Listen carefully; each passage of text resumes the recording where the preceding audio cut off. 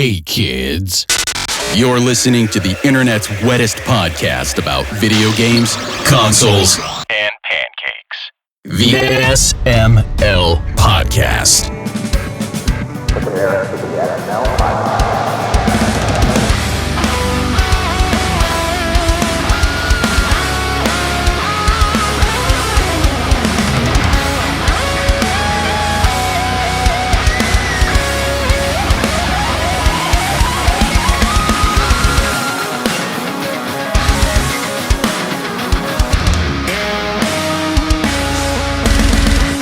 What's up, everybody? This is the SML Podcast. I'm your host, Joe. Aki's here, Pernell's here, Chris is here. How's everyone doing?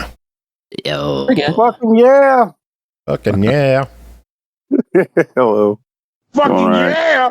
yeah! Exactly. That guy. You heard what he said. You heard the man. Andy should possibly be here later on. He has a game to talk about, and hopefully he'll be able to drop by and tackle it live. But in the meantime, it's us four. How's everybody's weekend? Fucking yeah. Let me stop. I don't even know anymore. I kind of already forgot what the hell I did. What happens a lot with me? I mostly just played my review games, and I built a couple Gunpla. Like, I'm really Breaking trying to think of news in the world of Aki. Yeah, I'm a dork. I'm fine with that. It's like, First she jumped and she plugged. that is as predictable as me saying I watched wrestling this past weekend. Yep. Yep. Which I did, like, all fucking weekend. There were so many events this past week. Now I know what I did. Now I remember what I did. What So did you do? I went to 2 board game parties, and I did a coffee crawl, which is essentially a social walk between 2 different coffee shops. And just met some people. Didn't make any lifelong connections or anything crazy like that, but it was still nice to get out of the house and engage with new people. So that was what I did. It was a very busy weekend. Be right back. Well, you never know. Sometimes enmities are a lifelong relationship. So I would like that. I need something. I'm I'm just trying to saying. meet people now. I don't want emptiness to be a lifelong. I said, what did you say? Because I misheard you. I thought you said emptiness was a lifelong friendship. Enmity, enemies. If you make an enemy, Enemies. yeah, you can potentially make an enemy for life, but you don't know it yet. You know? Like Groundskeeper Willie. Yeah, That's a simple. exactly. Yeah, Aki's Oh, just like, you know, BRB. Like, she could have said why she left.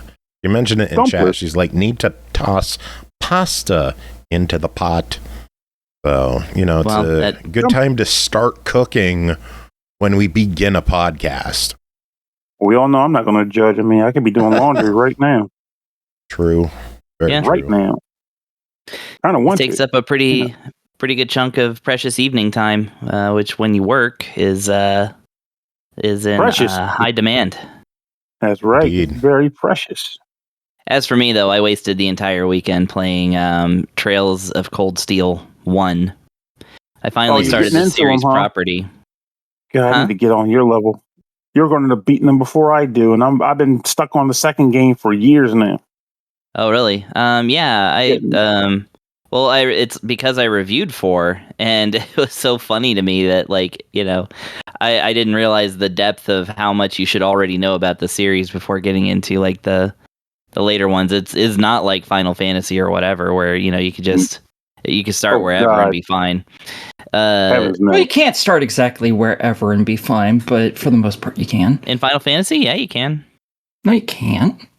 What's one Final Fantasy you can't play without playing the previous one? X2. 3, X2, 13.2, all of them Those require are you to play the prior specifically ones. sequels, though. Well, Hey, Those are there's amazing. still a Wrong. Final I Fantasy agree with- game now, aren't I they? agree with you, but Chris did not specify. So that I I knew that know. was the answer that was coming. Like, well, I do know these somebody. sequel ones. I do know somebody who played X2 before, or I say X2. I know somebody that played 10.2 before they played 10, and they liked it more when they eventually did play 10. Yeah, I've heard. I mean, I know. fair. There's no pain in 10, so, I Like, I mean, definitely know- I'm not a fan of 10. Everyone loves 10, and I never got into it. It's not my favorite That's per fine. se, but I thought it was a great game. Like, I don't think it was bad by any means. And I like preferred what they did 10 with the too. battle pistols. I didn't even try 10 2, even though what I heard of the dress sphere system, it sounds awesome to me. I just It was never nice. sat down to play it. 10-2 seems like a great Bad romp. habit. I need to finish 10 myself before I start 10-2 because I actually do care about it. I was just being I've never finished 10. I think the furthest I got was when you fight Seymour at the wedding Butts. or something like that. Seymour Butts. That's his name. Yeah. Oh no, it's That's Seymour as far as I got. Bartz. Yeah. He's what? Oh yeah, that's right. In certain translations. Final Fantasy It's 5 Seymour. throwback joke. Somebody asked what they should. Yeah, somebody asked if they should name him Bartz or Butts when they were starting a new game, and I said they should name him Bratz with a Z. That's That the works best name too. for him. Yeah. Yeah, everyone loves 7, everyone loves 10, and I'm just like, you guys are spelling 6 wrong. I love 6, 7, and 10 was pretty alright too. It's just I haven't beaten 10 yet, but I plan on changing that since I'm streaming through the entire series now. I liked 12 and 15. 12 seems like a great time. I I love haven't 12. I haven't even seen 12 is great 15 like played. 12 is great mechanically. Narrative wise, also decent, but it's not the kind of story I really chase when I play those games. So I fell I think off of it 12 would very have been quickly. better if they condensed the story a bit. I think they went a little long with that. Yeah, I got to a point where I just was like, look, I want to kill more things and get really cool gambit structures built up, and just kind of forgot what I was attempting to actually do narrative All I wise. cared about was Fran was in it. That doesn't Fran's pretty surprise good. me. Fran's amazing. Let me guess, you liked Lulu as well in 10? Who doesn't like Lulu Not in 10? really. Yeah, Lulu's awesome What? now. Yeah, I didn't really like anyone in 10. That's insanity. You know it. I didn't particularly care for 10. 10 was just okay at best. It's the You didn't reason like why I never Waka? finished it. What? Not even Waka. Waka I was hated great. Waka. Yeah, right. That's insane. Are Man was you- awesome. He was like the I- most chill guy. I thought he was annoying as Unless- shit. Wait. Oh God, I don't even want to know who you find not annoying. Wait That a minute. Wait a Oren minute. Waka was legit. Oren is Pernell, the only character that I need to step back or hold on for just a second. I just want to know: are you being like sarcastic or ironic? Are you actually saying that you like Waka? Me? Yes. Yeah, I like Waka. I thought he was a great character. I Okay. think you're probably the only person on the planet who particularly Yeah, likes Waka. that's Waka yeah, is that's, not a um, particularly People hate well liked Waka. character. I- He's man, annoying. he's kind of a enlighten bigot. me. Oh, that's the thing. No, forgot about that part. Well, that's the thing, though. I do remember he was one of those characters who, became better in general throughout the course of the game because he learned that Albed weren't who he was told they were.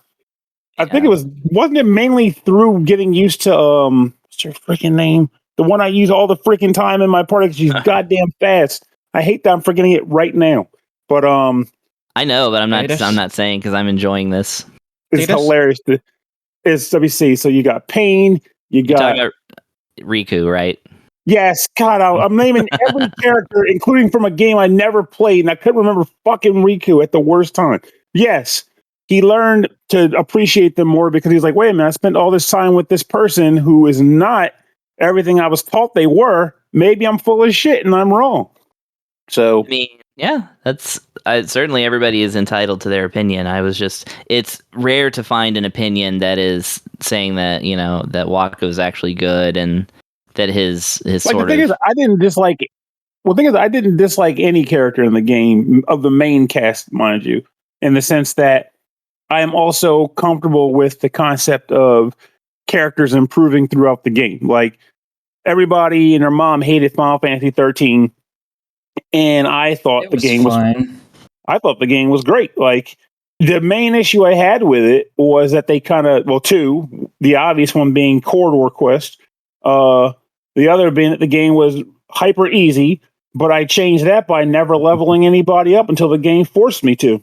So God. it made Good job. very difficult. Like I fought those stupid janitor flan with no magic. That was brutal. Are you a Final Fantasy 2 fan at all? Yes and no. Yes, as in I'm one of the people that think the mechanics were cool and ahead of their time, but no, in the sense that I haven't finished it because, of course, I didn't. Oh, okay. I love 2, but I'm just saying, like, if you really want a challenge in that game, you can definitely make that game as challenging as you want. I would say, if you want, because my knowledge is that you just basically let yourself get beat up and heal over and over again, and you become a tank, right? I don't. I progress more naturally. I just like. I agree with you there. I'm just saying, like, the idea of the game being difficult, you have to make it difficult by not letting yourself get juiced up. Yeah, I mean, I think you have the option is there to make it much too easy. I think if you just progress the way that you would just progress through a video game, it'll be fine, except for the magic, because magic you actually do have to concentrate a little on. What's the one that when you level up, all the enemies level up and get harder? But if you can beat the game at a really low level and it's really easy, but if you play it properly, that one 8. seems interesting because that goes against every fiber of my being. Well, 8 you can min-max and break in. Yeah, you can min-max and break 8 in different ways while keeping a really low level. But yeah, it's 8's really 8 and 2 are both really open in what you can do in them. Well, I guess all of them are kind of open in a certain sense, except for like 4. But yeah, 8's really good. I like 8. I love Triple Triad in 8. I hated Tetramaster in 9. Blitzball, I think, was one of the only good things about 10. I loved Blitzball, and most people hated that. I hated it because I couldn't understand it. The only two good things about 10 were Blitzball and Lulu. Now, I have a friend who cosplayed as Lulu at MagFest 1. See, I appreciate people who cosplay Lulu. I don't particularly like Lulu, but I do like people who cosplay her. I am not surprised. Yeah, put me down for all of the above. And yeah, I think Blitzball's fine. I actually like Tetramaster more than Triple Triad, but they're both fine card games. Yeah, Triple Triad I like. That's why I ended up buying that one game that was designed with that in mind. And it's pretty good. I wanted to try like the real life like Final Fantasy card games, but I also don't. 6 is still the best, though. I mean, come on. Yeah, I love 6. It's my favorite. Depends on how I'm feeling at that any particular day of the week, honestly, to make that statement. Because I still feel like 4 is up there for me too, but that's also like the first one that really stuck with me. Yeah, I mean, I like them all. They're all S tier to me, so it's I'm not going to find a real negative opinion from me about any of them. I just have you played 13.3? 13.3? I haven't played 13 at all. But I once you get there, I promise you, they're not going to all be S tier anymore. Well, I bet people like 13.3. That was was it Groundhog Day or was it? Yeah, it's the Groundhog Day one. Yeah, everything is fucking timed in that game, and then it restarts everything. And I don't like time mechanics. I don't like feeling rushed, so I fucking hated that game. I fucking hated it. Interesting. Well, I'll be sure to give it a review once I get around to it, because I will. Yeah. Other than that, it was perfectly acceptable, actually. I thought it was decent other than that. Chris finally played it. Yeah. You what? I said in 21 Diggity Sticks, Chris finally played it. Maybe. But yeah, there was a dress-up mechanic in it. You got different outfits that all had different perks and stuff, but they would actually be shown on the character, so it was really fun. I really liked it. Nice. But the time mechanics just ruined that game. If they had gotten rid of that, that would have probably been one of my favorites. I'm the only person who calls it 13.3. Like, that's not even the title of the game. It's Lightning Returns Final Fantasy 13. There's not even a 3 in it. It is the first 13. So I actually almost bought a copy of that game on Sunday when I went to the local game store because they finally had a copy in stock. and I've just been kind of like casually looking around to see if anybody ever has a copy in stock. Specifically found Lightning Returns? Yes, specifically Lightning Returns, because I have 13 and 13.2 right now. I'm just like collecting them ahead of time. But I didn't end up buying it because it had this strange brown stain on it on the cover, and I was like, ugh, no. Good. Someone just took a dookie. It's fine. Mm-hmm. That's not fine to buy. No, Aki. Other people's doo-doo is not okay to buy. Spritz it with some bleach, it'll be fine. I'll keep that in mind. How much dirty underwear do you buy, Aki? My doo-doo titles. None, because why would I buy dirty underwear? Most people don't sell it. I mean, the doo-doo. People don't sell used underwear even. Why would I buy it? That doesn't make sense. I mean, some people do, but it's very expensive. Shit, they don't. Okay, well, I guess that's fair. There is that fetishy bullshit, but I don't have that fetish, so... She's like, I have a completely different fetishy bullshit. Not that one. Oh yeah, I have plenty of fetishes. That's just not one of them. I was going to say they do, but you can't afford it. You can't afford the dirty underwear. Her fetish involves gunpla models.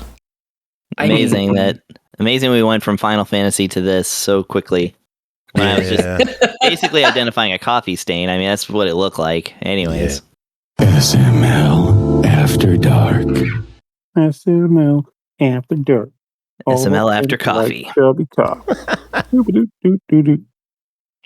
Oh, man. Should we dive into reviews? Sure. Or is there anything else anyone want to chat about this week? That's a good one. I can't think of too much. No, I really can't. I'm in a sleepy mood today. I haven't slept much, so. I would just talk about wrestling because there was so much wrestling. We'll talk about wrestling then. Gosh, we're not stopping you. Saturday alone had 3 different shows to watch, and one of them was 8 hours long. I was gonna say how much is that versus the average? I don't know. Normally there's like one a night, if that. Like, it's not on every night between all the actually it might be at this point between all the companies, but to run, WWE themselves ran 3 shows over the weekend. 3 separate, like, not their weekly shows, 3 special events. One for NXT, their developmental team. One was Saturday night's main event, which was on NBC, like live TV. And then the other was an all-women's event. And they ran all 3 of them to try to counter AEW's single pay-per-view, which is basically their biggest show of the year at this point, All In. And I think WWE is scared. They're trying to counter-program that hard against one event. I think they're scared. Hey, competition breeds, quality. All In was amazing, too. If anyone saw the one GIF I posted in general of one guy stabbing the other in the head with a fork. Like, legitimately. I didn't see it, but I was going to say I didn't see it, but I laugh at that on principle. Like, normally they'll, like, quote unquote, stab their head, and then the guy will, like, cover up and cut his forehead with a razor blade.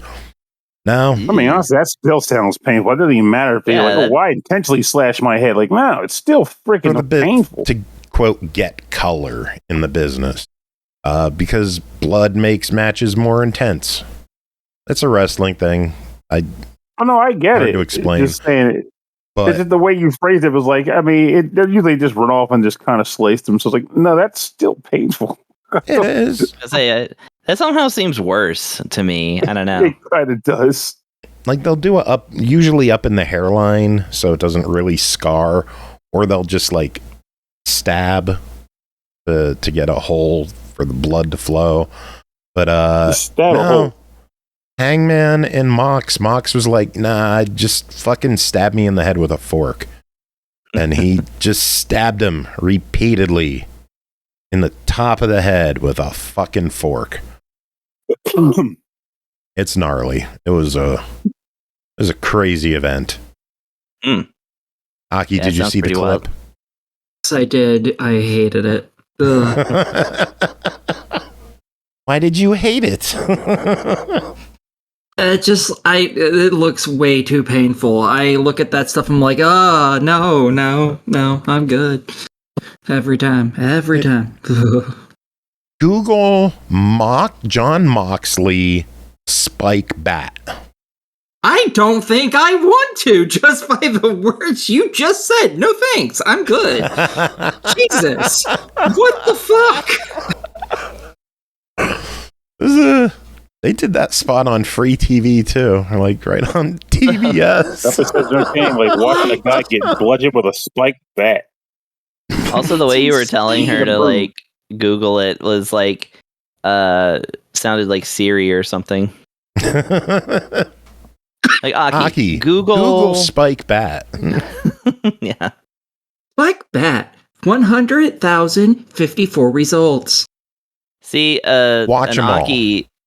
No thanks. An Aki like home system that like does everything by voice command. It should be just like Siri or Alexa, but just throws in like a fuck every now and then. Yeah, pretty much. I mean, it would work, wouldn't it? I mean, if you're up for some voice acting, you could make a lot of money, Aki. I mean, I'm totally not against it at all, but I don't think anyone would hire me for that. Ah, well, what are you gonna do? So, review, should we dive into these? Sure, I guess, if we must. Yeah, we should. We got a bunch to talk about tonight, most of them from Aki. That way she doesn't have to talk as much on Thursday and can just play games all show. First up, Somber Echoes, developed by Rock Pocket Games, and Lav Games, published by Rock Pocket Games, released July 8th on Series X and S and PS5 for $24.99, also available on PC. Armed with God-given powers, the revived Tribune Adrestia is given a second chance to save the universe from her maniacal twin sister.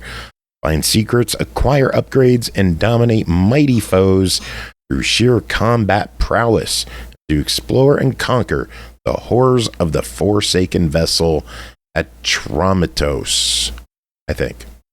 Sounds about right. What's Somber Echoes?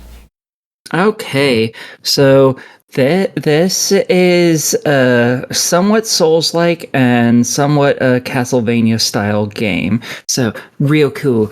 It is side-scrolling, and you play as this young lady in armor who goes around and kills the shit out of things with a gladius, and it is great. And yeah, you are going around trying to find your sister and get to her, which is difficult because she is in one part of the ship and you are dropped down to another because life isn't easy, folks. That's why. So yeah, the place is infected and infested with this weird energy that has mutated the creatures and people of this place. Some of them have turned into zombies, some of them have been lit on fire perpetually, some of them are just some Cthulhu-esque fucking monstrosities that you have to kill. There's also giant spiders, so, fuck me sideways, apparently. No, I did not like the spider sections at all. I fucking hated them. So you're going around killing things and trying to get from point A to point B, wherever the hell point B is. And occasionally you find some abilities that allow you to traverse the world a little more. There's not a whole bunch there, but you get the ability to more or less double jump almost immediately. But this isn't your standard double jump. Instead, you jump up and then you turn into this little lantern, is what they call it. And it kind of looks exactly like that. And then you shoot off as energy in whatever direction you want. It eventually gets upgrades to where you can shoot into that ball of energy and then go into another lantern and do that a few times. You also get an ability that allows you to use that to traverse certain yellow-colored walls as well. So not a lot of traversal stuff, which is why I didn't decide to call it a Metroidvania. Also because I'm pretty sure if I said that, Pernell might have a fucking conniption. So I was avoiding that. Yep. So because it doesn't have a whole bunch of that stuff, I decided to skip the Metroid part of it. You also unlock a couple different weapons. Not that you get to switch between, but instead that are just mapped to different buttons or different uses. For instance, eventually you get a spear that you get to throw, and that's just holding Y, whereas the standard attacks are just X's. You get a big fuck off axe that you slam into the ground, and that's holding X. Things like that. There's all sorts of different environments. I think there's a whole bunch of different places you go into, but they're split in between different chunks of the ship, more or less. So, like, you have the high up area where all the rich people live. You have basically the slums. You have, the waste disposal area, the science department. Things like that are how it's split. And you get a lot of fast travel points in each one of those areas. At least, I think the one that had the least had like 4 or 5, and it was really small. So it's split in between like that. So if you go into a fast travel point, you can click the back out if you don't want to fast travel in the area that you're actually in. And then you get to choose which one of those areas you want to go into. So like the wastes or the waste disposal or into the science department, so on and so forth. And then it shows you all the fast travel points in there that you can go to. Which I didn't realize that's how that worked for like the first handful of hours that I played that game. And I was like, damn, it's taken forever to travel here. Why isn't it listed on the fast travel map? And then I happened to just back out at one point, and I was like, oh, that's how you do it. So that's something they might want to change, is to let people know about that when they go into the fast travel system. And enemies also respawn anytime you get to one of these fast travel points, because it's also a save area. And you can rest and restore all your health when you're doing that. And when you do that, all the enemies respawn, hence the Souls-like aspect of the game. Also, the fights are kind of fucking brutal. I don't know how many times I died, and I was playing it on the easiest difficulty, and I died a whole lot, especially to bosses. The bosses killed me a whole bunch. I did 100% the game by the end. I did 100% it, but it was not necessarily easy.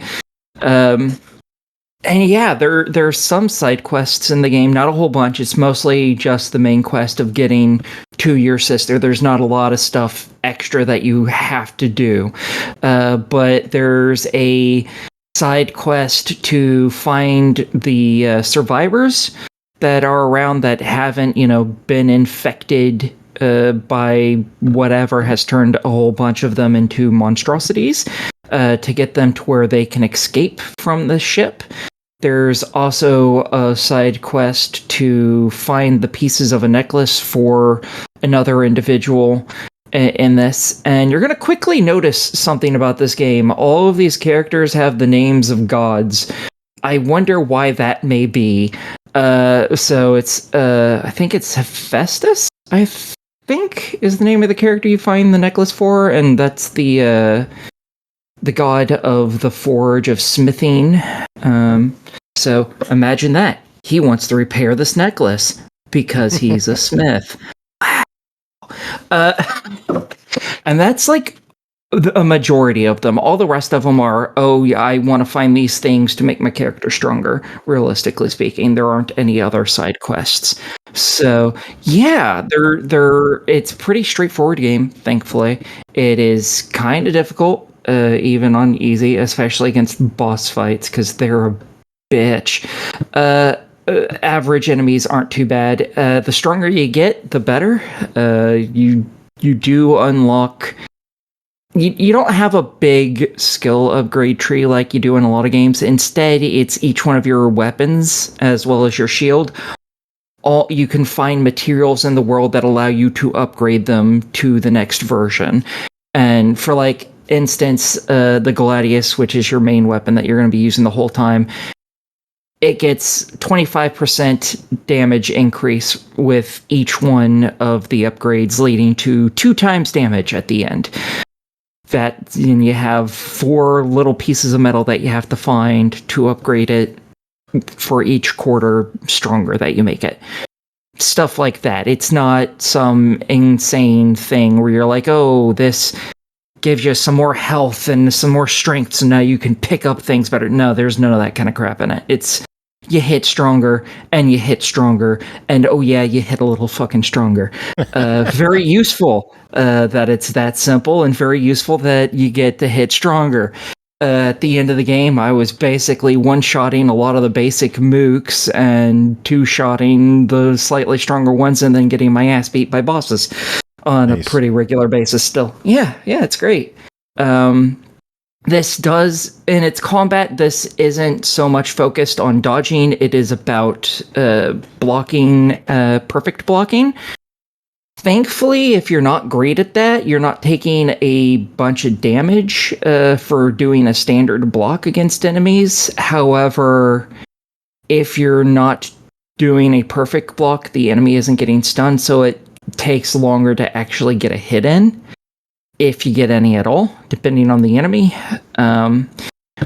Thankfully, though, if you're really bad at it and you stick it out long enough, you will eventually find enough upgrades that for the shield that any block with the shield becomes a perfect block with the shield, and I can't tell you how amazing that fucking skill is.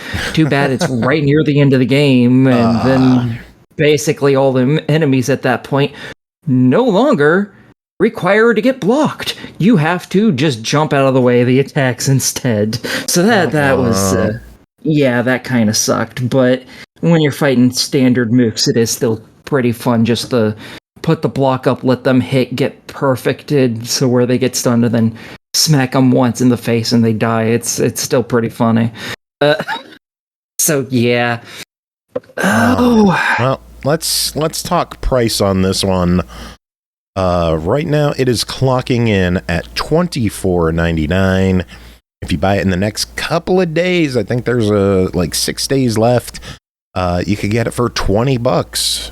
Main price is $25 though, so for that price, give me your verdict.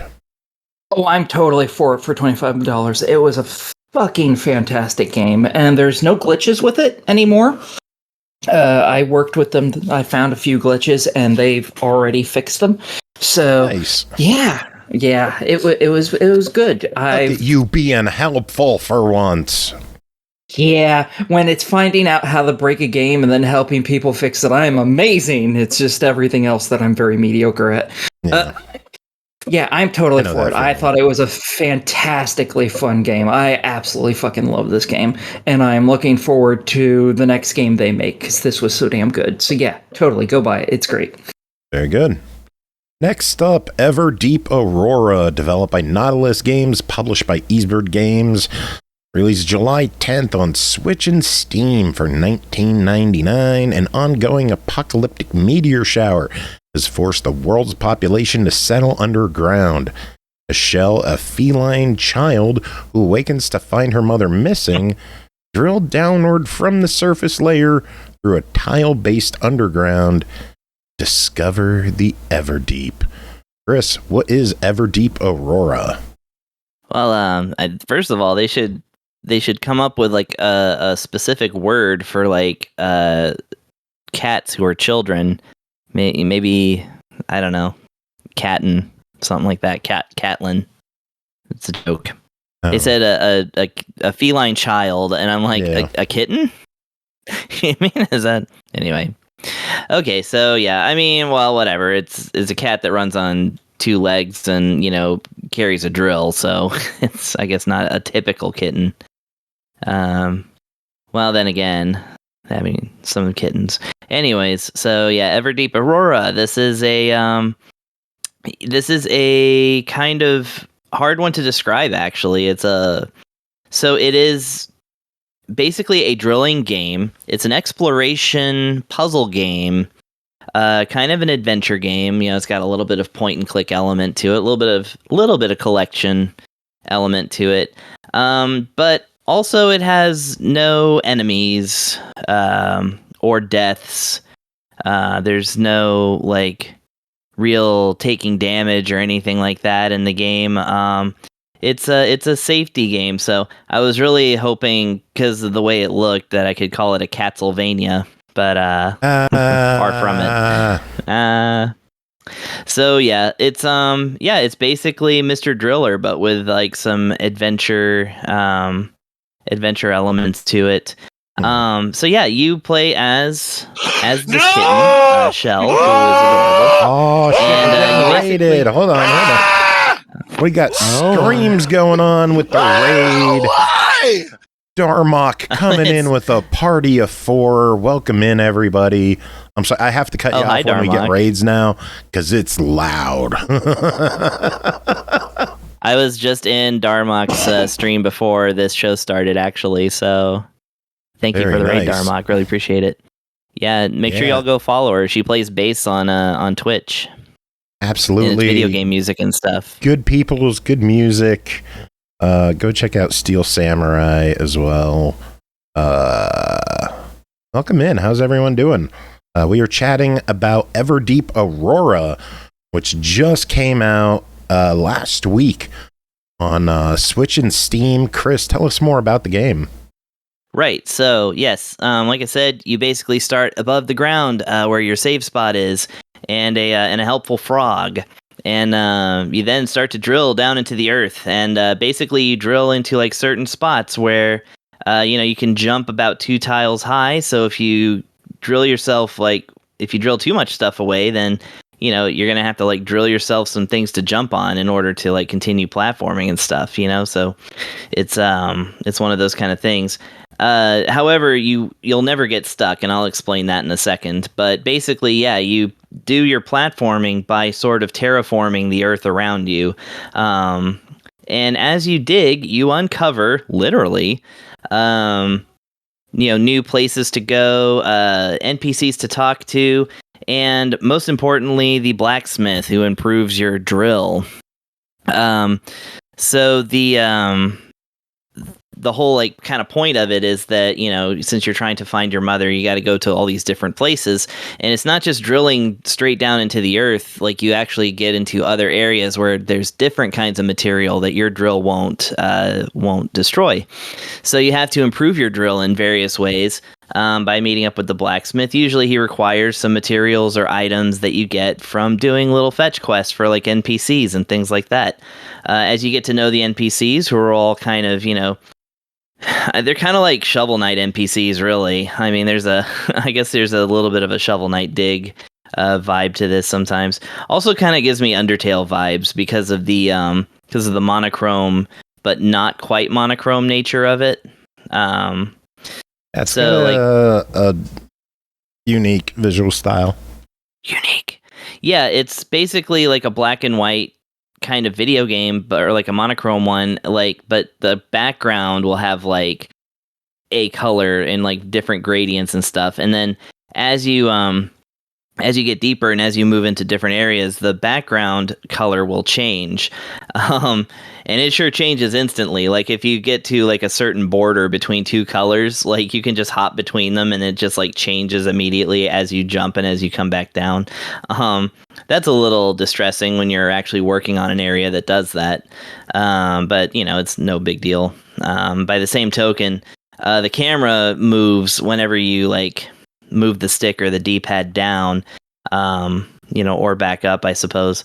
And so like the camera's just constantly shifting it, which is pretty interesting. But yeah, so like I said, the big the big thing to do is just drill around and then see if you can find the stuff that you're supposed to find. And then, of course, as you get into these other areas, you'll end up in areas that are more straight up platforming. You eventually befriend like a little robot who lets you do a little bit of a float.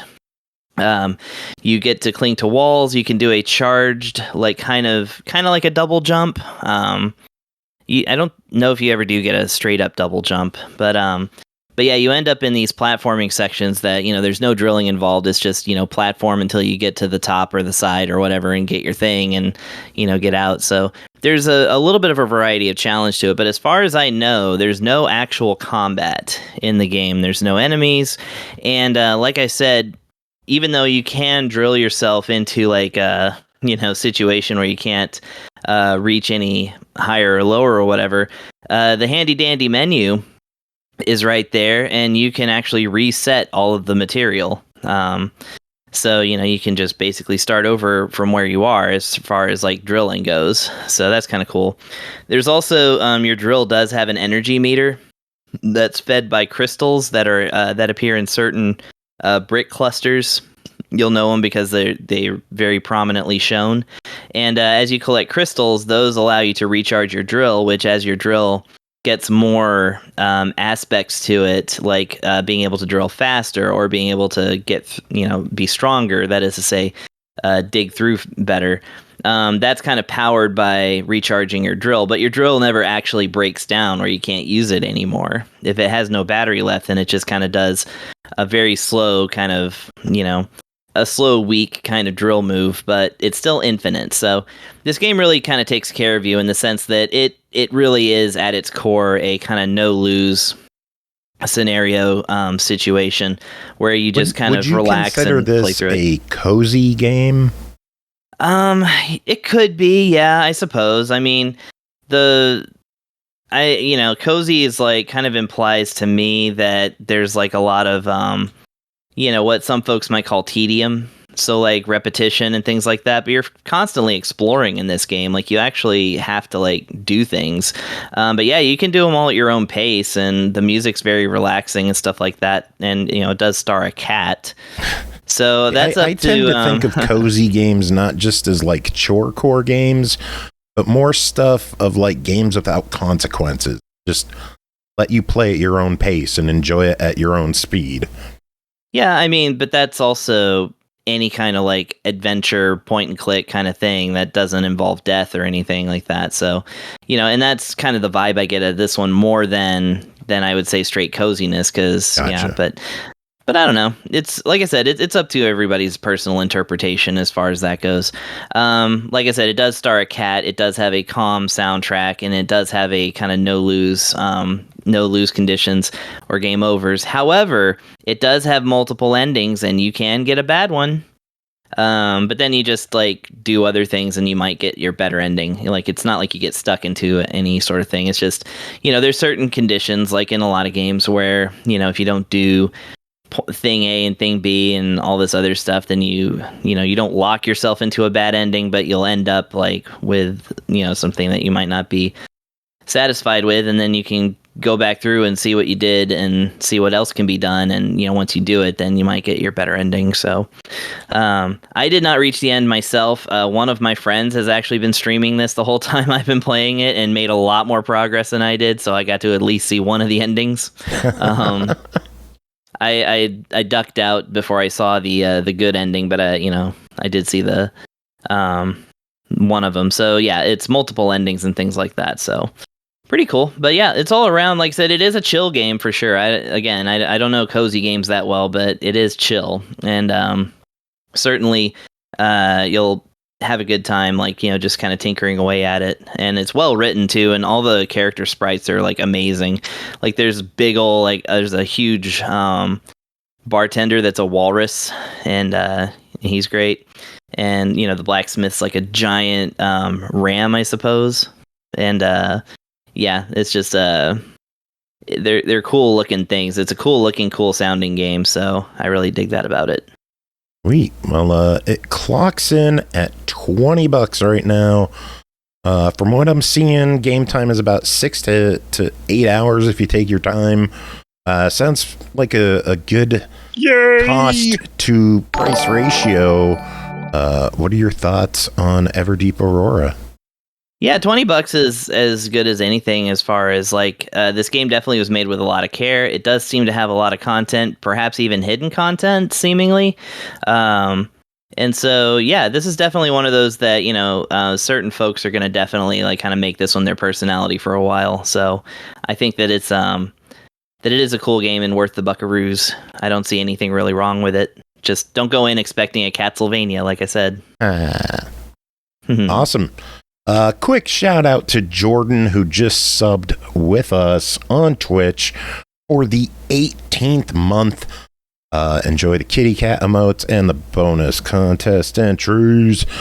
What is it? Subs are $5.99 now, I think. Something like that. Anyway, something else that's $5.99. Next game, Return to Ash, developed and published by Serenity Forge. Released July 10th on Steam for $5.99. The hospital was empty, quiet, and brighter than usual, like waking up on a snow day. But I didn't feel cold. Didn't feel much of anything. Aki, what is Return to Ash? Okay, this is a visual novel, and the choices do matter in it. Woohoo! In this, you play as Ash, a young woman who's, I think, 22 or 23, something like that, who is in the hospital. She's really sick. She's all alone. She was kind of a loner, and, well, oopsie doopsies, she's dead. And now we're in the, limbo, I guess. Purgatory. I don't know what this would classify as. I would classify it as hell, personally, but that's just a me thing. And, it looks too cute to be hell. Yeah, it may look cute. It's depressing as shit. And you, almost immediately after leaving your hospital room and seeing that there's no one here and being a little weirded out that there's no one in the hospital, you come across an office lady. And she's like, oh, yeah, hey, about that. You're kind of sort of dead. Well, time to go meet death. And she drags you along to go meet death.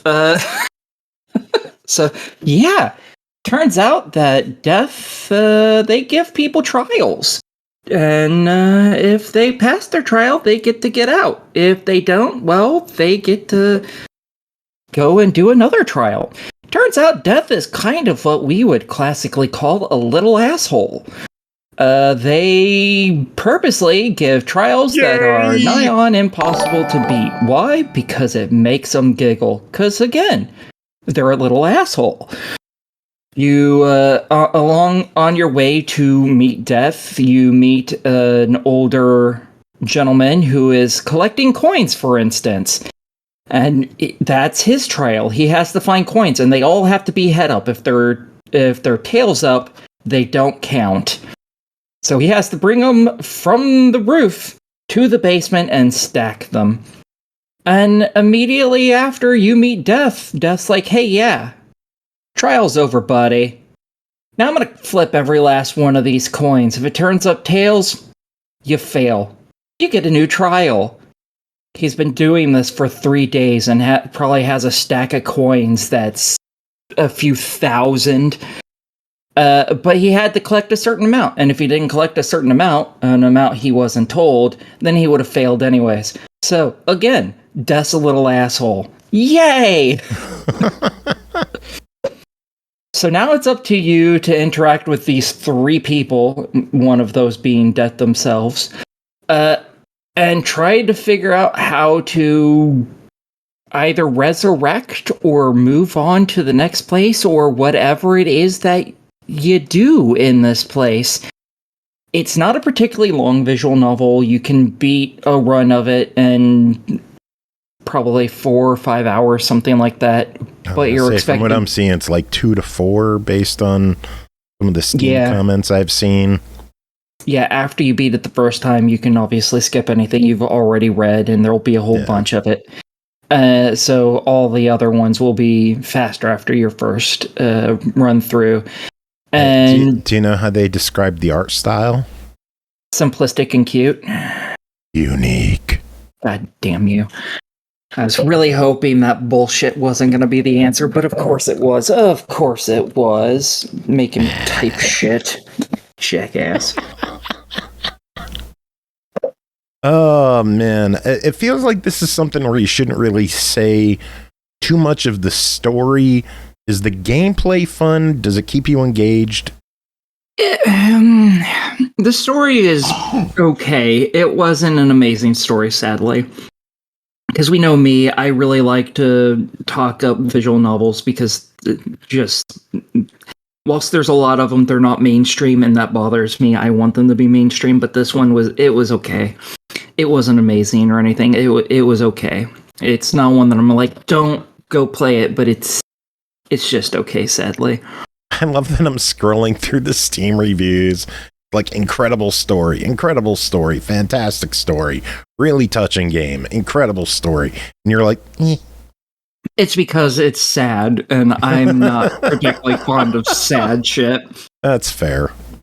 Also, that's from what I'm seeing in the comments, despite being listed on Steam as developed and published by Serenity Forge, I believe NomnomNami is the person who developed this one. So, well, let's talk about price on it.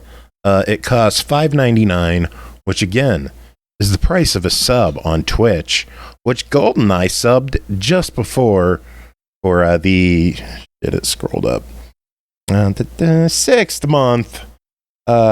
So for the price of a Twitch sub, which again $5.99, what's Return to Ash worth?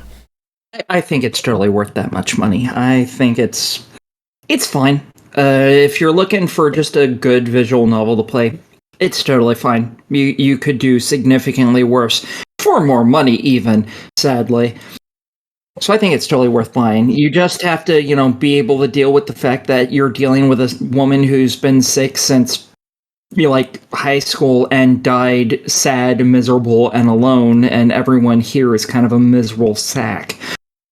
If you can handle that, totally a good game to play. It would be very touching for individuals who are good with that. I don't like sad stuff personally, though. Yeah. But yeah, totally worth playing. It's depressing. Yay! Just a little bit. Next up, Fizz and the Rainbow Planet, developed by Nijiiro? Dragon? I'm bad at this. Published by Forever Entertainment, released July 10th on the Switch for $9.99.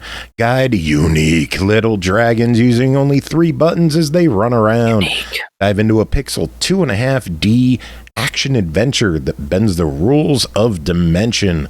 Fizz in the Rainbow Planet is a 2.5D pixel art action game where you switch between characters as the situation demands to overcome challenges. One of the game's standout features is the Dimensional Sanctuary. It offers a unique experience of progressing through a 3-dimensional space while maintaining the look and feel. Classic 2D gameplay. Pernell, what is Fizz and the Rainbow Planet?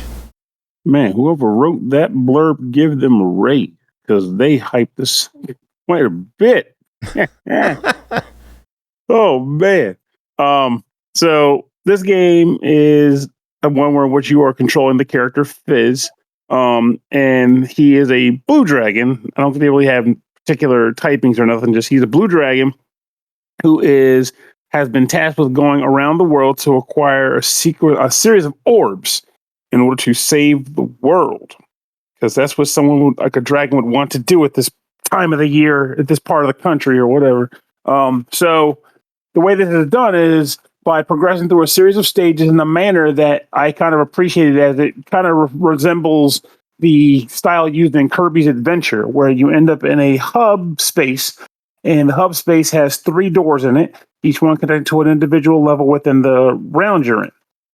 Once you enter one, you will progress into the next level and go on a glorious hop and bop extravaganza to find orbs.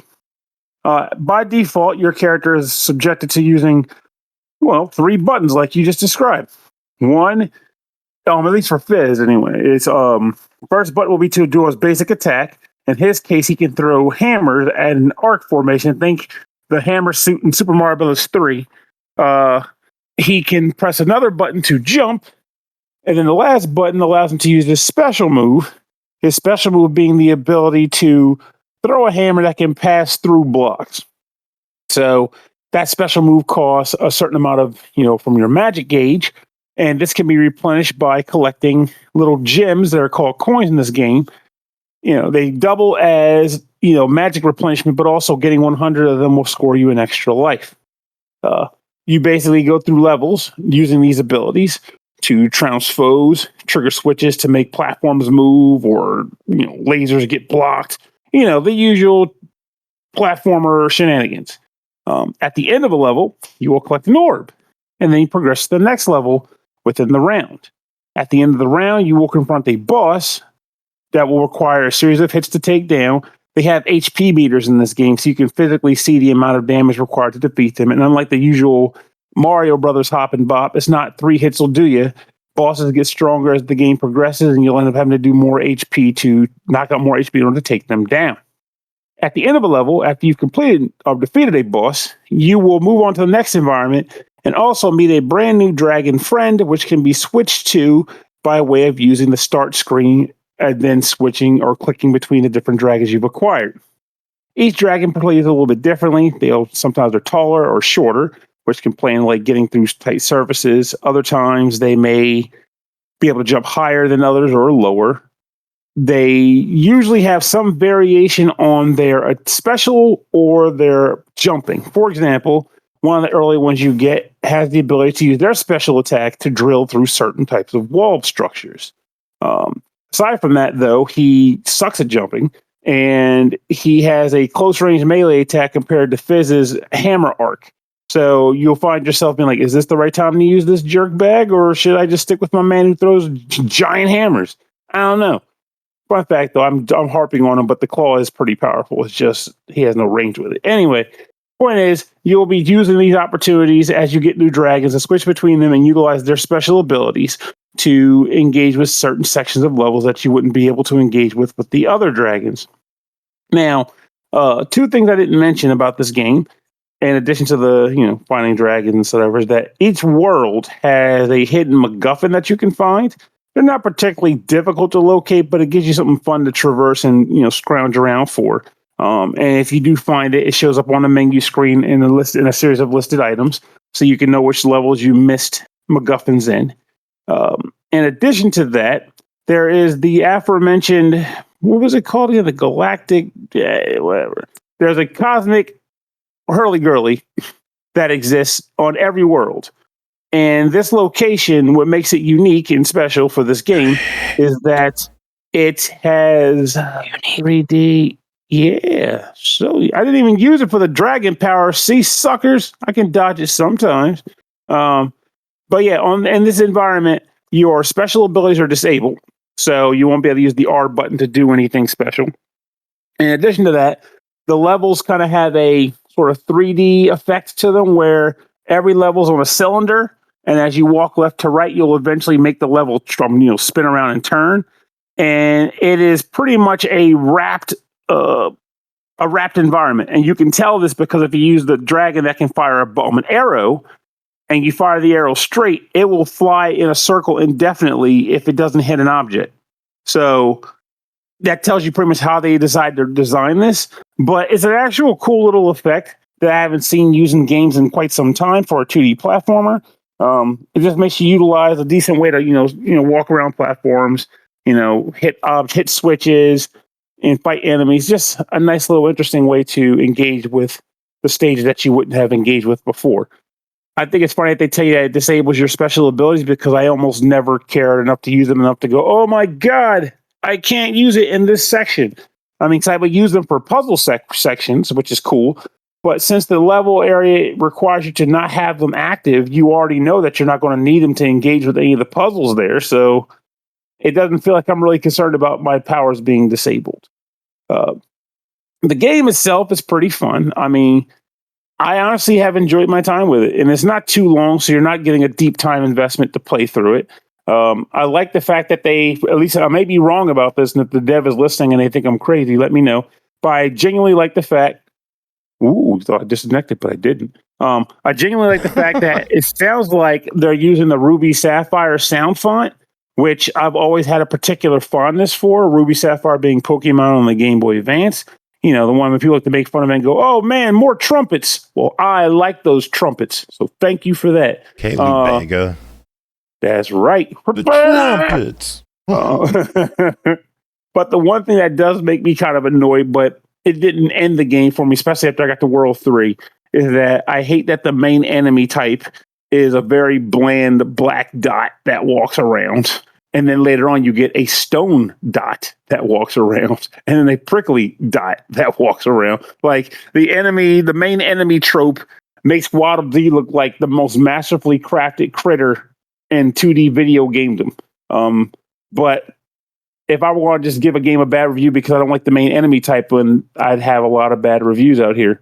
But thankfully, the game itself is still fun to play around with. I still enjoy, the top and bop. I listen to the music as I play through it. And again, it's not too lengthy. So if you find yourself getting to the point, man, this is starting to really wear thin, I'm getting bored, you'll probably be at the end of the game, so it won't matter. So I think the game is pretty decent.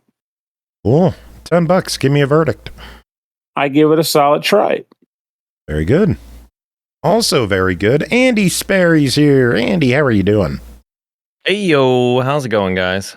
Going good. How are you? That's me. Oh, I'm doing good. Sorry I'm late, dude. Soccer game went long. How'd the soccer game go? Did you win? Yeah, well, it's my kid's soccer game, but yeah, they dominated. They've had quite a few losses the last couple of games, which I think brought down their spirits a little bit, but this one they crushed it. It was like 12-3 or something by the end of it. So Jeez.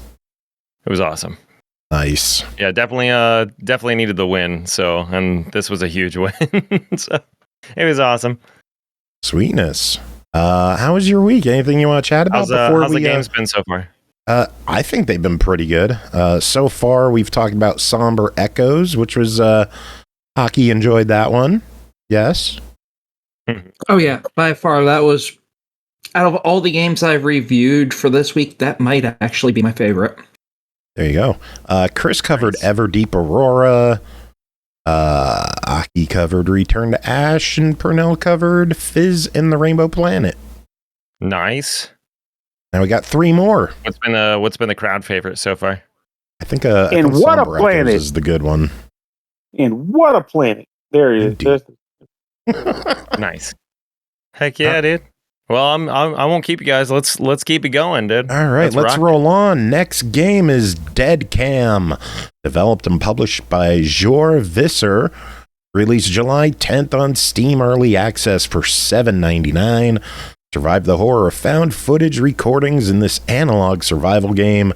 Play through multiple 80s and 90s inspired short stories, each with unique locations and terrifying encounters. Aki, what's going on in DEADCAM? Okay, first and foremost, I just want to let everyone know right now this is just a beta.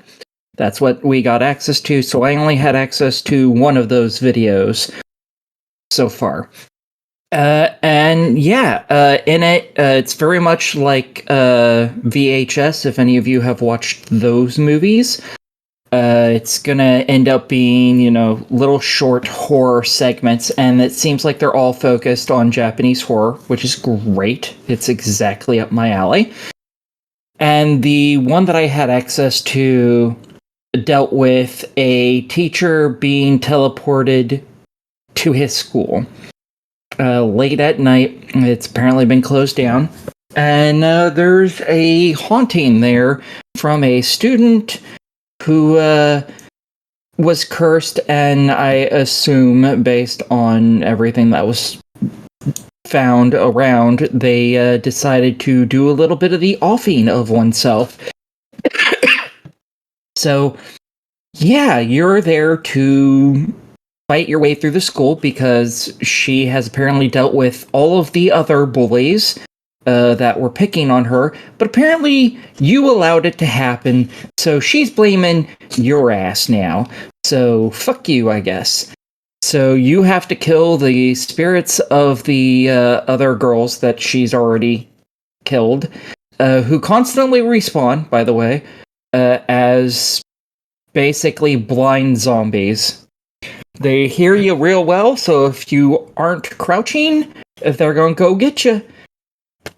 Most of them just attack by hand. Some of them later on attack with a sword, and they're dangerous, and don't fuck with them because you aren't going to like the outcome.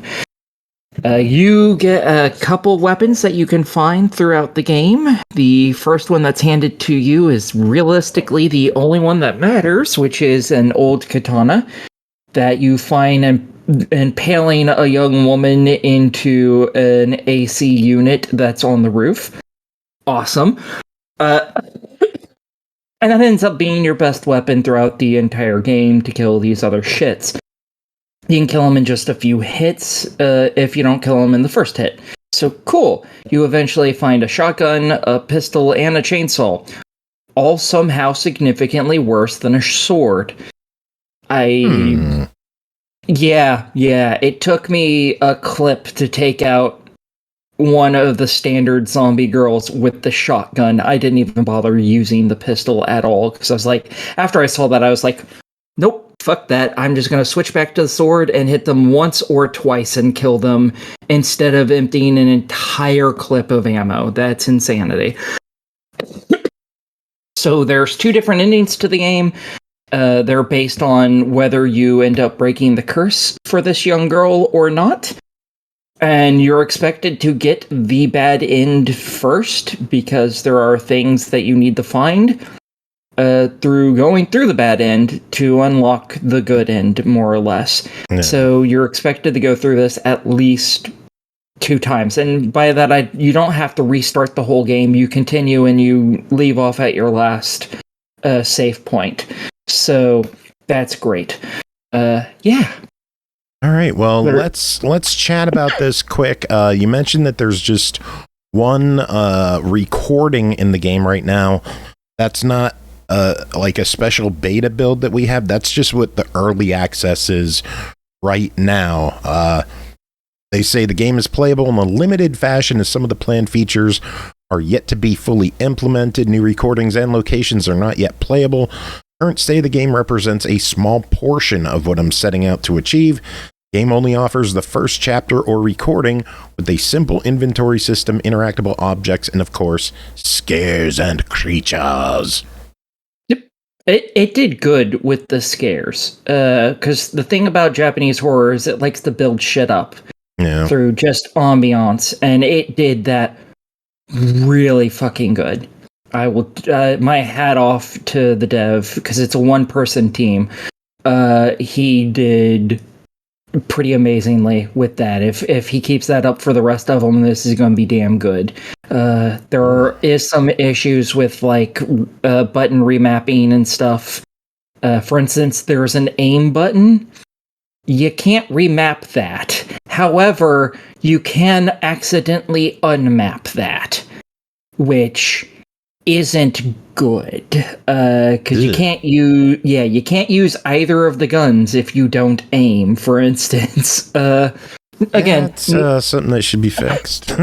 Yeah, not that it's important for this one, since the shotgun, which should be the stronger of the two weapons, sucks, but yeah.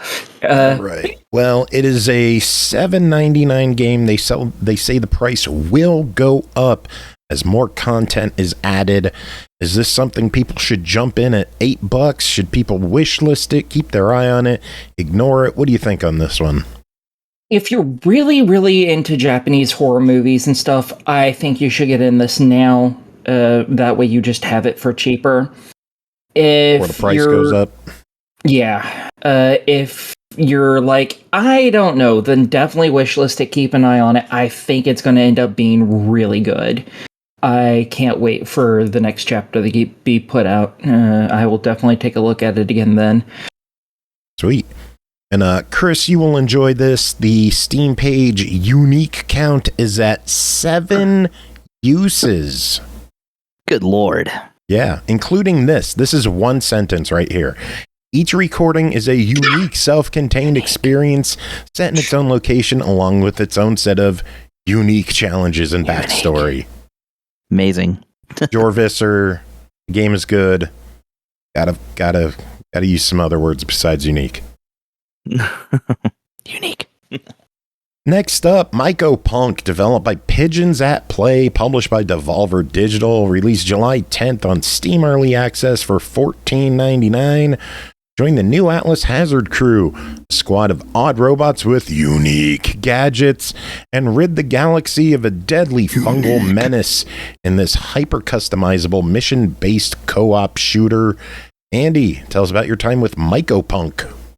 Yo, I'm glad I showed up just in time for my review. In Mycopunk, as you said, you play indeed unique reviews. There's so many uniques running around, man. I know, right? Dude, that's a lot of usage of that word. But we need a new word. We need a what are those called? I don't know. Thesaurus? A dictionary. You need a fucking dictionary. Is what you people fucking need. Thesaurus, not a dictionary. We need thesaurus.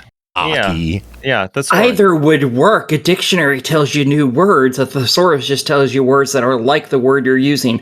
You just need a dictionary. Which is what we need in this situation. Similar words. We need a thesaurus in this. Yeah. We need the right tool for the job. So anyway, in Mycopunk, as you said, you play as a member of the new Atlas Hazard crew, who are also, as you said, a group of robot rejects sent in to exterminate a planet with fungal infection. So you'll do this through a series of mission-based runs that pop up across the surface of the planet within the planet's varying biomes.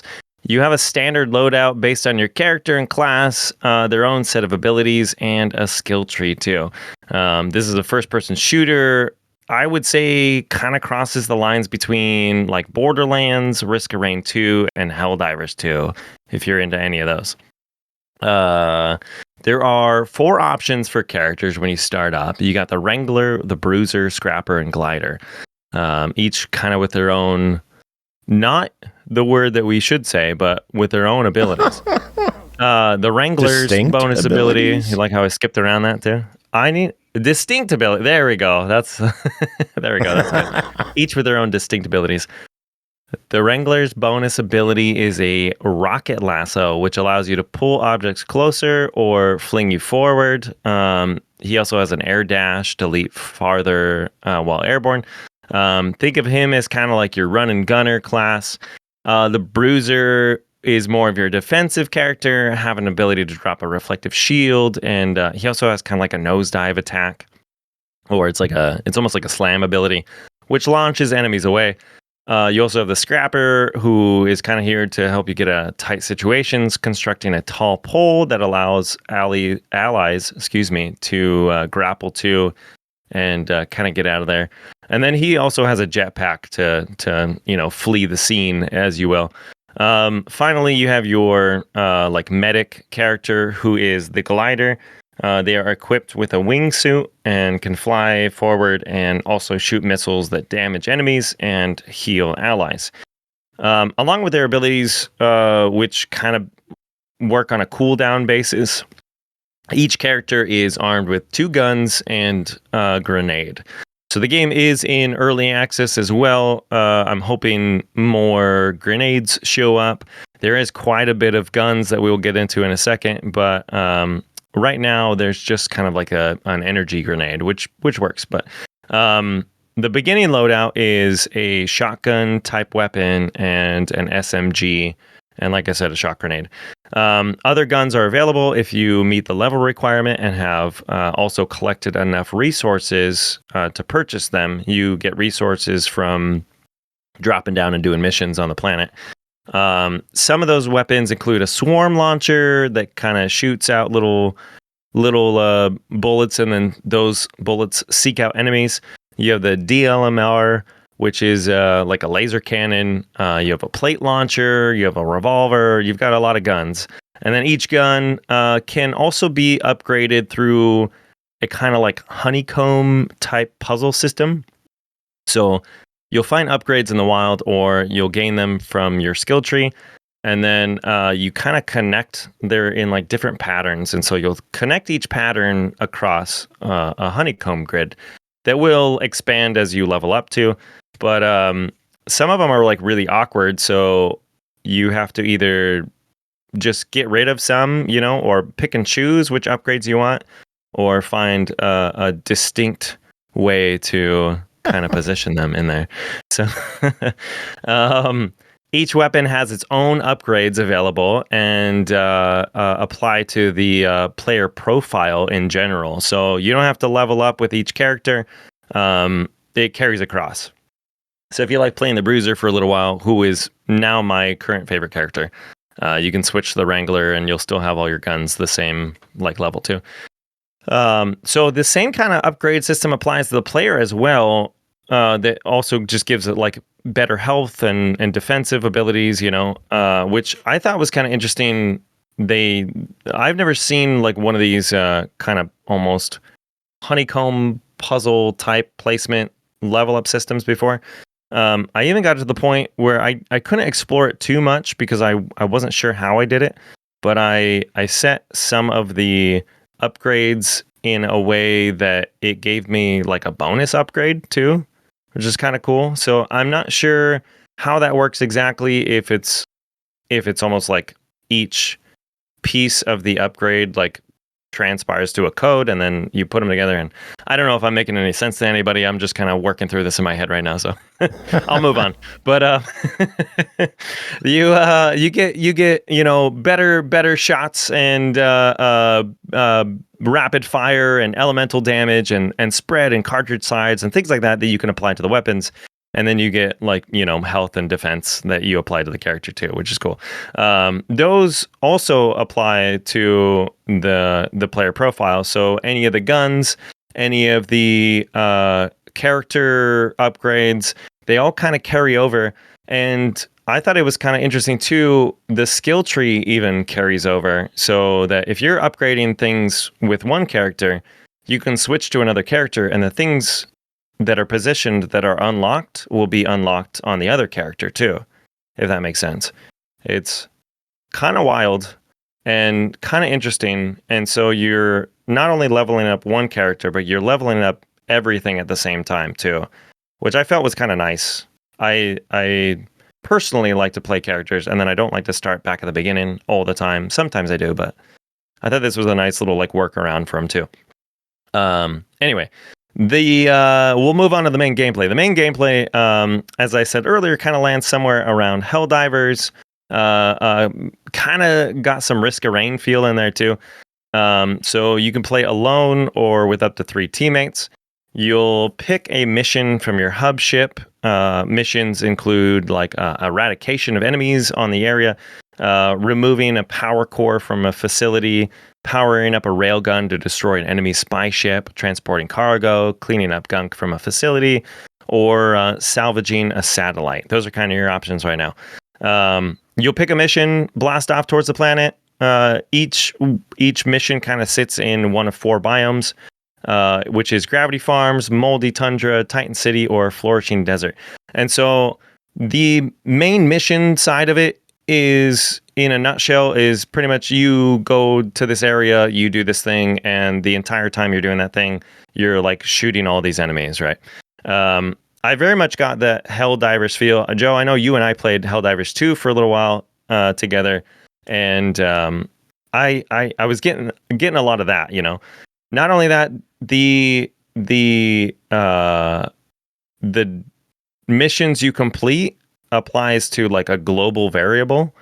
So everyone playing this game kind of contributes to clearing away the fungal infection in the game too. And so once you fill it up, you get a bonus materials and stuff like that too, which very, very Helldivers too, right? So completing the task is kind of the easy part of the game. Coming to Xbox?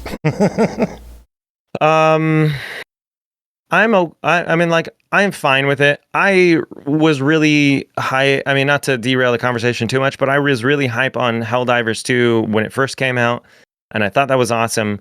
And then there's so many games that are coming out all the time that it kind of, I was like, oh, okay, well, I'll play Helldivers 2 when somebody else plays it, but everybody else is already on to this new game. So, and then PlayStation did that weird thing where you have to create a PlayStation account, or whatever it was. And so I felt like that really put a bad taste in everybody's mouth about Helldivers, and now it's back, and you don't have to do that, but then it's coming out, and I don't know. At a certain point, I'm just kind of like, well, like I'm so far, I'm like 10 games ahead of Helldivers.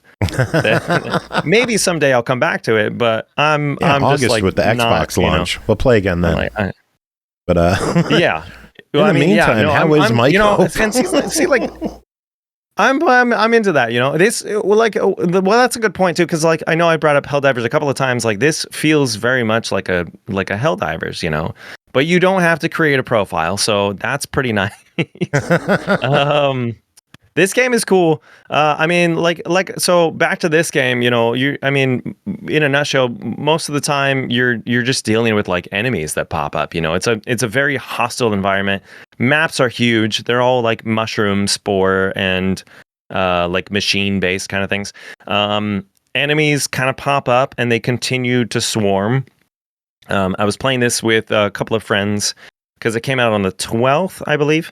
And I was actually playing with my youngest stepson, and I was trying to teach him like, hey man, you don't have to keep shooting enemies. We just have to do the mission because the enemies are going to come forever, And so the main goal is to complete the mission, but you are getting swarmed the entire time, and enemies are like a spherical menace. It's just like a little round ball, and then it's I almost got like the Katamari Damacy vibes, where they just move through the terrain and they like pick up arms and like guns and legs, and they sprout things from their foreheads, and they're shooting you with a laser cannon. And then if you don't fully destroy them, they kind of like sit there for a second and roll around and then like combine with another thing. It's kind of wild.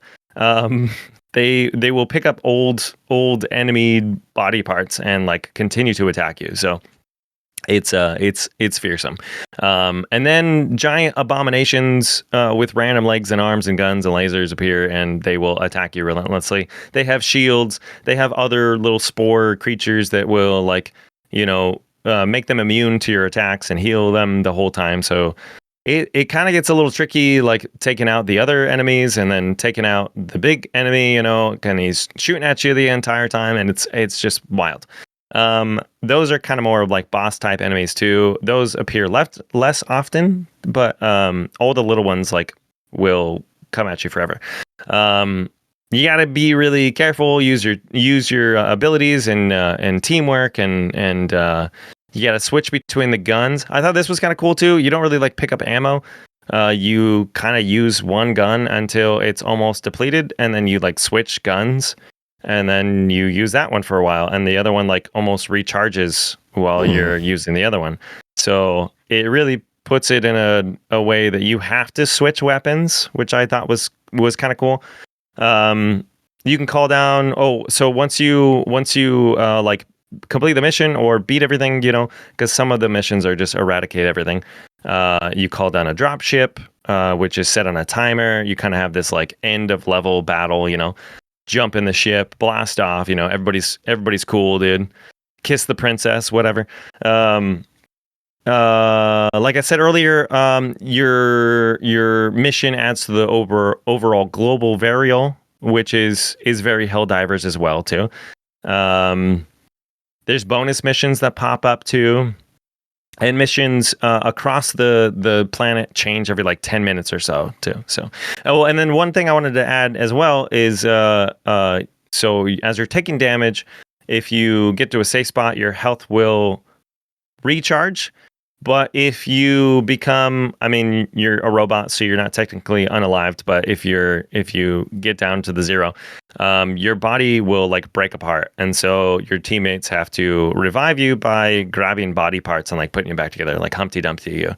So that was kind of fun because you can literally be down and you can watch your teammates like come up and grab you and like run over to the other, to like your legs, And a couple of times I was doing like trick shots where I would throw my teammate, and like run real fast so that I could catch him like in the air and then like dunk on their legs or something like that.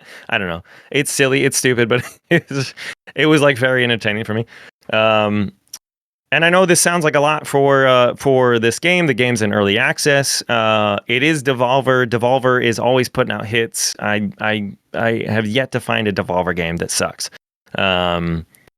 It's in a nutshell. If I were to give this to you in a 3-second review, it's a mission-based first-person shooter featuring futuristic weaponry and reviving your enemy type. The artwork leans very heavily into a simple cel-shaded vision, and the soundtrack, which is pretty cool, leans very heavy into a synthwave atmosphere. So Ooh. There you go. That's Mycopunk. Very good. Well, let's talk price on this right now. It is sitting at $14.99. The price will go up for full launch. They say that basically the game is content complete. They just need balancing. They say they have hundreds of upgrades, so they will be very unbalanced, and that's why they need you to give feedback on what's overpowered and what needs to be improved. So $15 in early access. Is this worth jumping in on now? Add it to your wish list. Ignore it. What do you think? I didn't know that it was mostly content complete. So yeah, dude, I would say jump on it now, dude. I like this type of game though, so it definitely appealed to me and my liking. But dude, that's a steal. Yeah, this is a good game. Very good. Get it? All right, one last game to talk about tonight is Horror Night with Tung Sahur. I don't know. Developed and published by Byte. Released July 11th on PS4 and PS5, coming July 30th to Steam for $9.99. Meet Tung Sahur, a drum-beating nightmare with a twisted sense of fun. He doesn't want to kill you right away. He wants to play. If you want to survive, you'll need to solve every cursed puzzle, dodge every jump scare, and outsmart his chaotic friends, including the one and only Tralalero Tralala. Again, I don't know. Who might be your only hope if he stops spinning in circles for 5 seconds. Aki, what the hell is this? Fuck if I know. I'm pretty sure this is based on something on YouTube. The YouTube stuff kind of looks like AI-based stuff. I have no idea what exactly this is, to be completely honest. But you get in a car wreck and you go to the closest home, which is very, very close, and you are allowed in. And then a hot dog guy knocks the shit out of you, and you wake up in a bed past a line, and there's a little one of those signs that places put down over water that say, hey, don't walk here, you'll slip. But it says that it's a no Tung Sahur place. It's a safe place for you, so he doesn't pimp slap you into unconsciousness again. And yeah, you're going about trying to figure out how to get the fuck out of this house, because the front door is locked, and so are most every other fucking door. Woohoo! Puzzle games! Fuck yeah! And yeah, you're solving lots of different puzzles. All of them, a good chunk of them, you can find photos around that will give you a hint or the gist of how to solve it. For instance, one of the very first puzzles you can solve, you find a picture close by that shows this painting in a certain position with 3 vases on a table underneath it. Well, the painting's upside down and there's no vases. So you flip it the right side up, and then you go about finding all the vases. Once you get them all on there, bam, that puzzle's solved, a door opens up, and now you have access to another room. And yeah, you're finding colored keys that can unlock the corresponding door, be it a room door or a closet door, nightstand drawer door, what have you. Everything up in this bitch is locked. And all the while, you're trying to avoid this walking, talking hot dog, basically, that's walking around, because if he sees you, he'll run at you, and then he'll bitch slap you into unconsciousness again. You do take damage every time this happens, and there is a game over if you allow yourself to die. You do find little health vials pretty regularly. They're all over the place, and they do respawn to make sure that you can actually beat this. And you have to unlock things by finding, obviously, all the different colored keys, which once you use it, it's gone. You don't have to deal with that anymore. You also have to find codes that you can find around to unlock different glass containers, more or less, that hold different items that you need. You also need key cards for those and for some of the doors that you have to find. And yeah, a lot of the photos exist throughout the entire house. Some of them aren't for the room you're in. Well, most of them aren't for the room that you're actively in. So one, you have to figure out where the fuck this room is, and two, how to solve it. Sometimes the codes are obvious. For instance, you take a painting off the wall and it says gun case code, and it gives you the 4-number code. And guess what? That is the code for the gun case. Shocking. I know, it's a revelation of all revelations. But then there's also ones, then there's other ones where it's like, you get this code by looking at the candles on the table next to you, and it's split into 4 sets of candles, and however many candles in each one is the number, and that 4-number goes into this thing, and that door opens.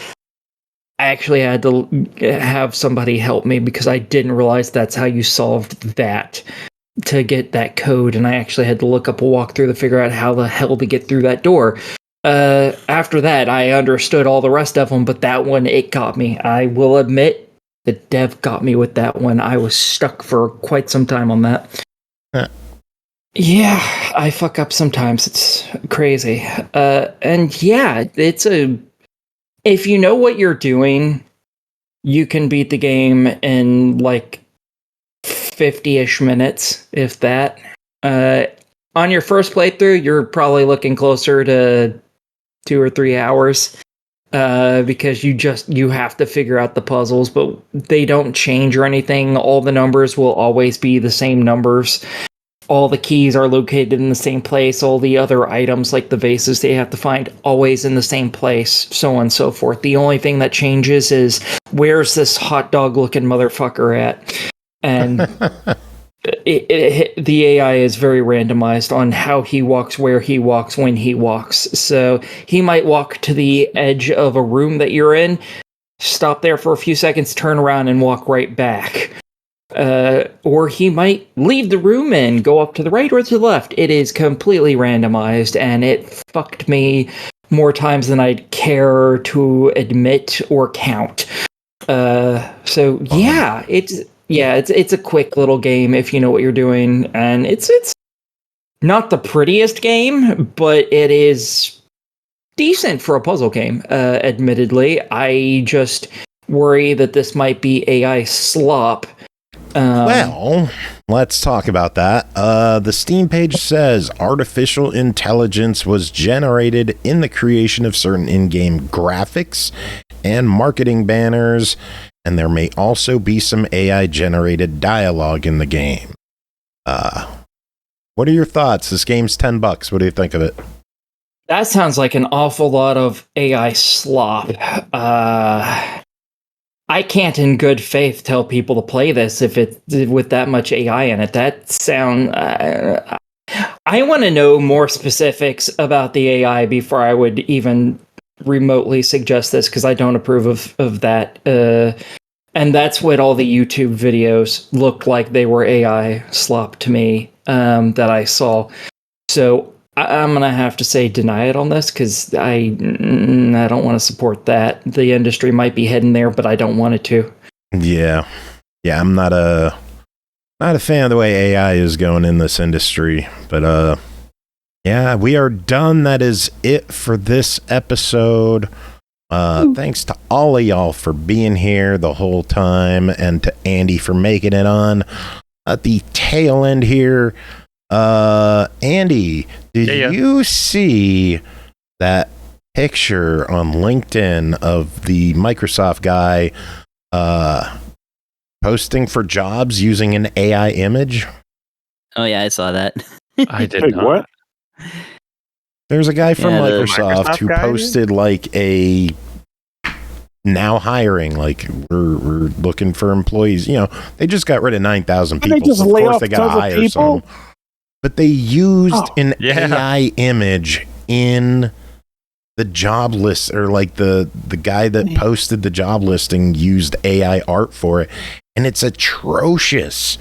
Like my buddy Nate Horsefall went feel like over it with a fine-tooth comb and graded it, and it is beautiful to see that thing. I mean, all you need to know is that awful is that? the little computer screen I is feel on like I heard about backwards. this, but Yeah, it's pretty fantastic. where can I see this? I am going to post need to see it it. Where's in it at? our Discord, but it is up on the screen right now for those on Twitch. Oh my god, dude. Yes, with that, we are done with the episode. Does anyone have any suggestions for music for the show? Something Final Fantasy, since we were talking about that at the Metallica. beginning. Oh, good call. All right, Final Fantasy it is. So, anyone final Giant words? that babbled. That KI. That's good word. Here, here.